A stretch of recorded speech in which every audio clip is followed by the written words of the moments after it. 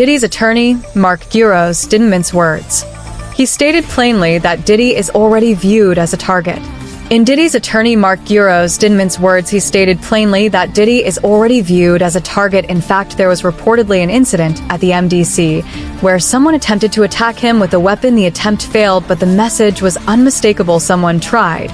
And that alone changes the stakes. Given that reality, it's hardly surprising that Diddy is now urgently seeking help. Are you concerned that Sean Diddy Combs could be sexually assaulted, violently assaulted? Is that a thing? Because based on what was said in court, it feels like a thing.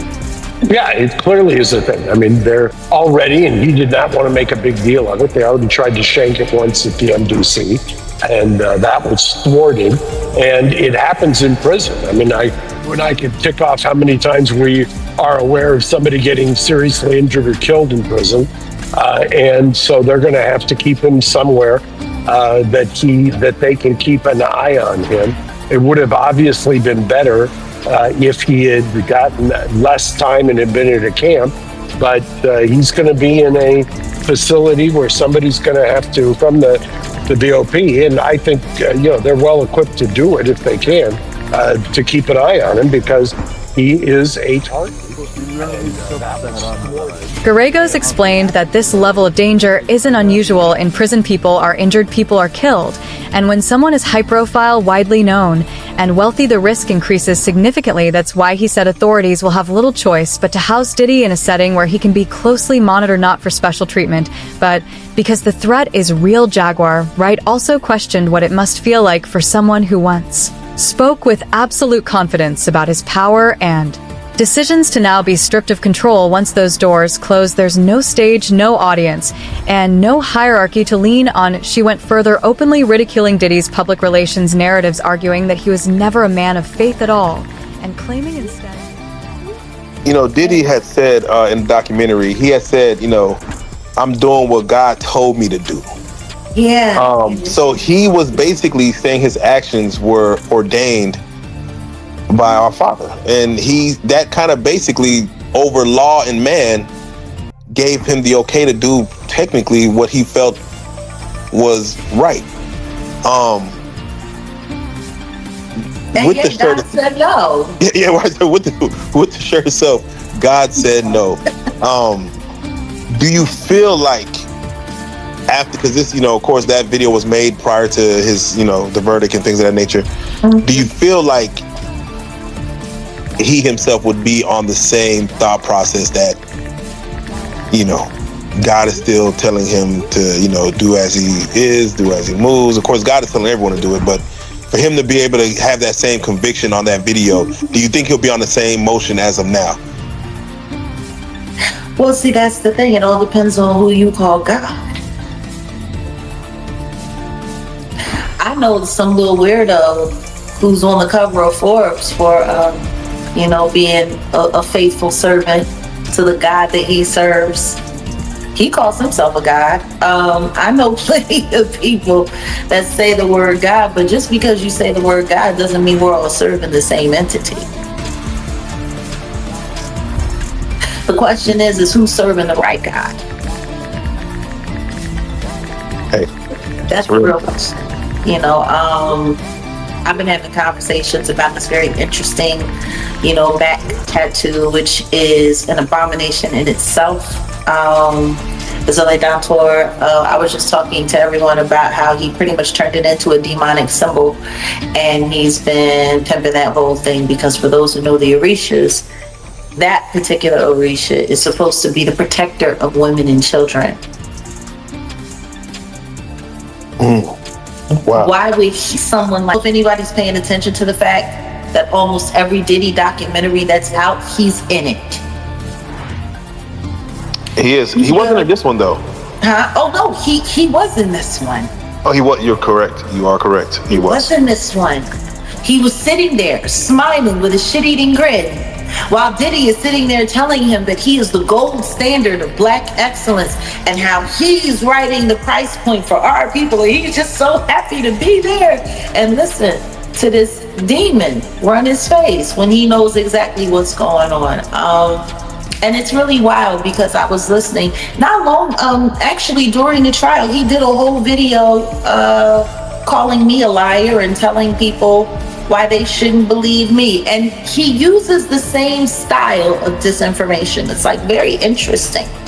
Like he's got a style when he's doing this disinformation, when he's trying to get people to unbelieve what they saw, what they... Jaguar argued that the 50 Cent documentary framed Diddy as the sole villain while quietly removing others who were involved behind the scenes. That imbalance, she said, doesn't protect him. At a lit isolates him. By placing all the blame on one person, the narrative leaves him standing alone in an environment where isolation can be especially dangerous. Jimmy Henchman? Jimmy Henchman. Yeah, he was bringing up Jimmy Henchman and all of this and all of that. And it's so funny because everything that he's saying is true, except for he left out one key part. Jimmy the Henchman did plenty of business with Diddy. Not just Diddy. I could think of a couple other writers he did some dirty work for as well.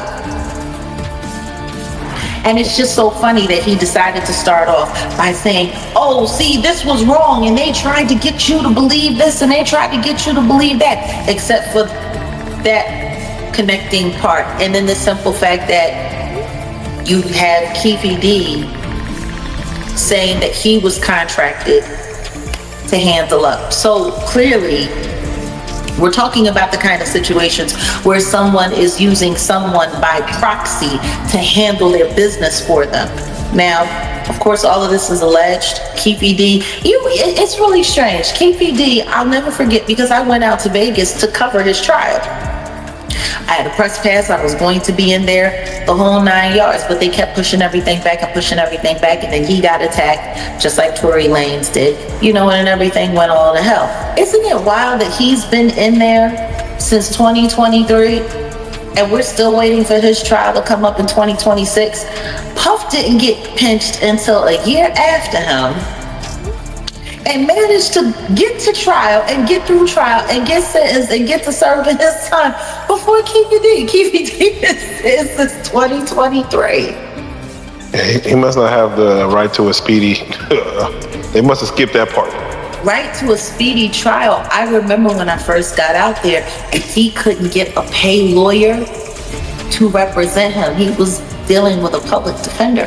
I rode in the elevator with his public defender twice. And he had money.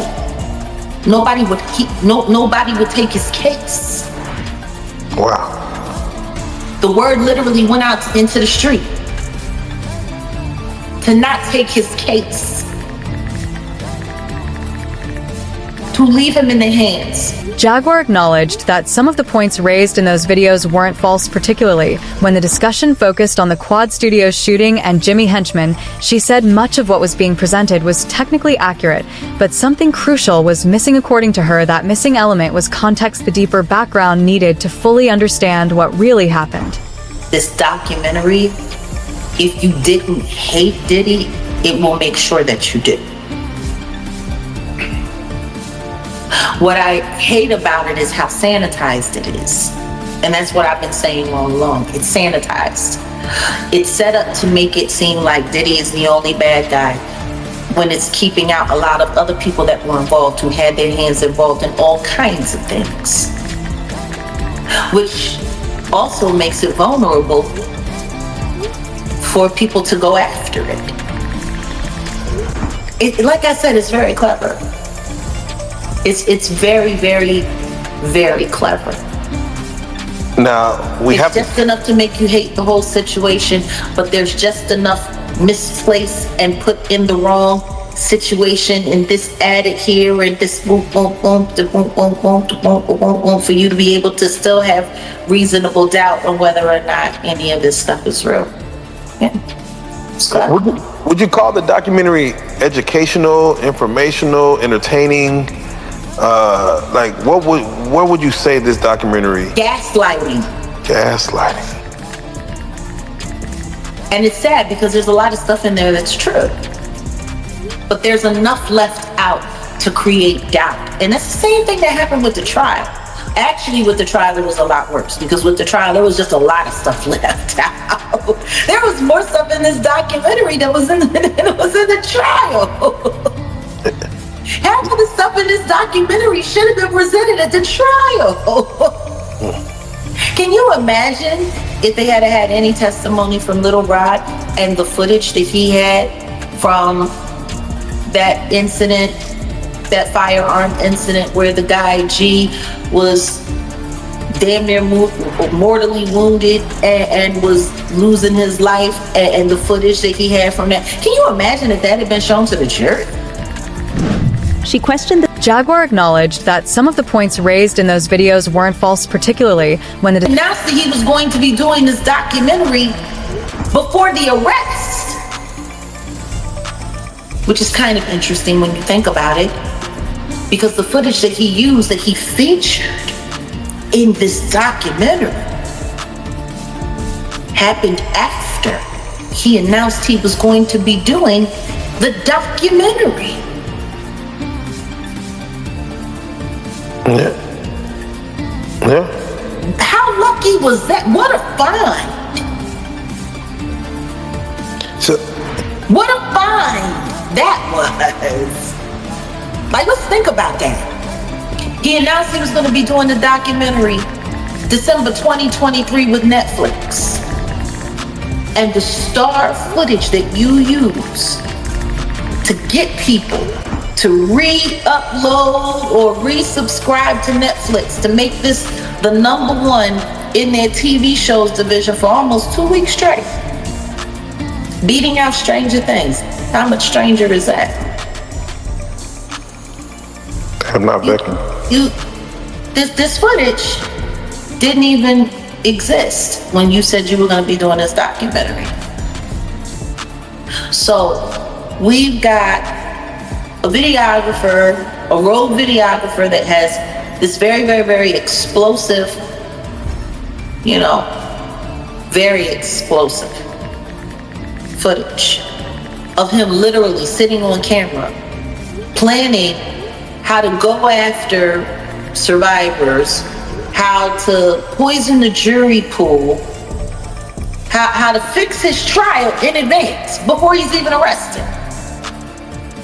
I mean, like, is anybody not forgetting when Mark Agnifilo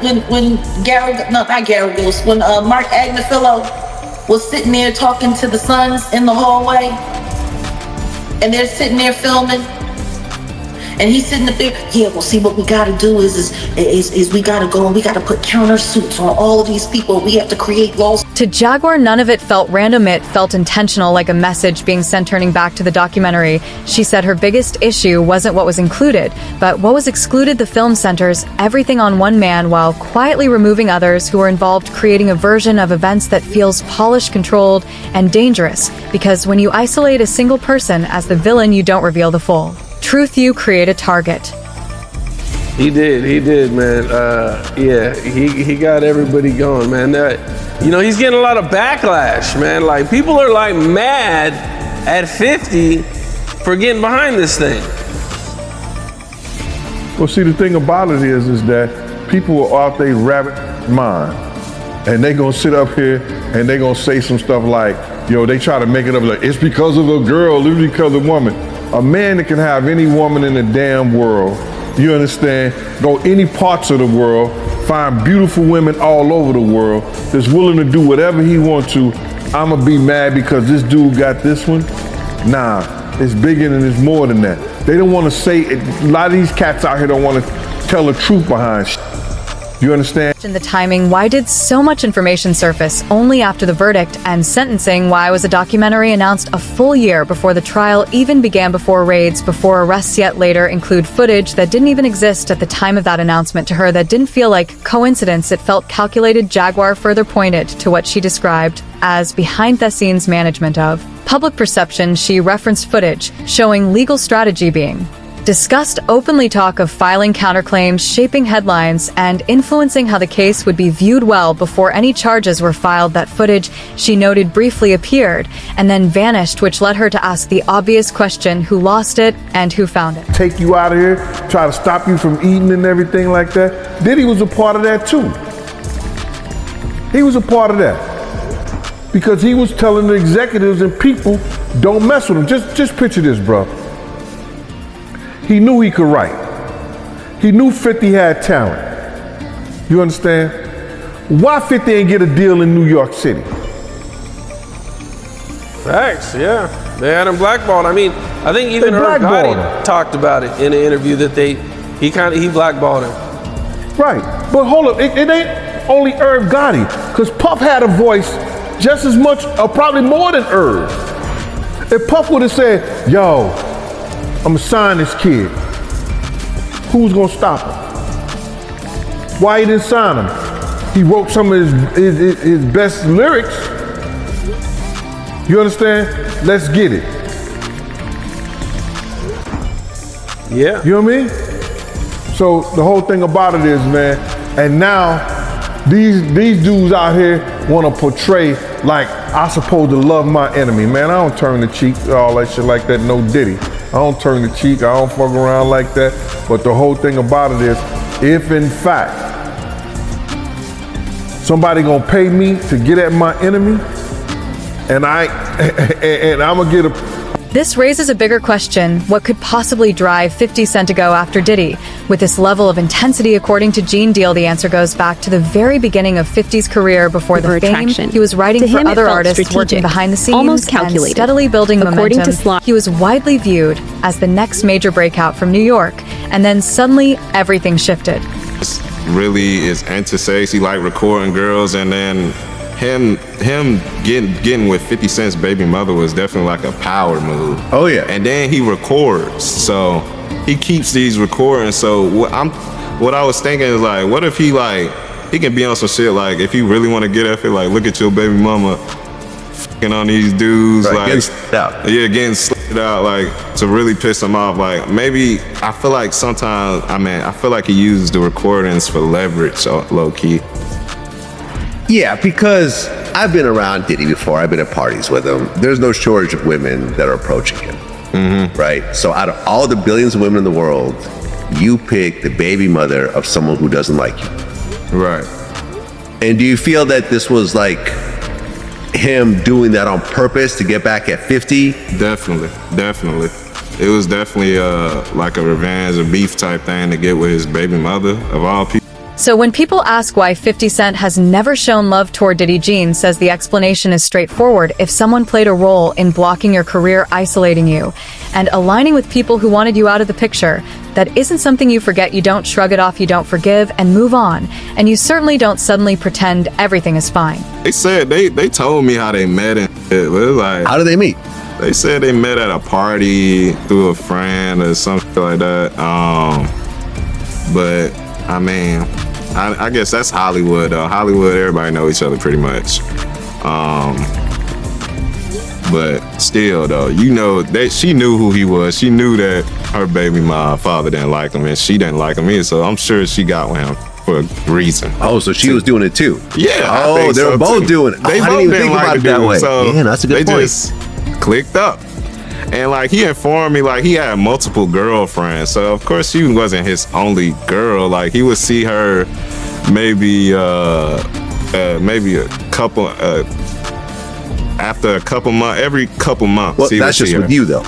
That's just with you. Nah, he would like literally see her every couple months. Oh, he told you that? Yeah. Oh, okay. Because Don the Dealer was the first like threesome they had. So, and he was meeting up with him on a regular basis. He even mentioned after his houses were raided, he went to like the Miami mansion and met up with them again. They were talking about it. I ain't never been to the Miami mansion and nothing. I used to go to different hotels and stuff, but we met in Miami at hotels and whatnot. Well, you guys never discussed price, but at the end you did get paid. Yeah, the first time I got paid. Sly Diggler also describes Diddy as someone who, in his view, is driven by a constant need for control. He says Diddy's actions didn't feel impulsive or rooted in attraction, but deliberate and strategic. One situation in particular stood out to him above all others. Out of everyone he could have chosen, Diddy became involved with the mother of 50 Cent's child. Like, it was definitely about the contracts. One time it was like, I give you 2 bands more if you do another contract. So it's definitely about the contract. Okay. And these sessions would last like 12 hours? Yeah, minimum. Minimum. Yeah. What was the longest you went? I mean, it usually was go from night to morning to the afternoon. I mean, I say like 16 hours. It's just like a night to day thing, night to day. So, yeah. Okay, well, most human beings can't have a session like that for 16 hours. With Sober. a little break in between. Well, sober. Yeah. And you would show up and they'd be geeked up. Sometime, I mean, they would, it depends on what night it was. Like, I could tell when they were more geeked up than other nights, and, you know, but they were always on some type of something. Right.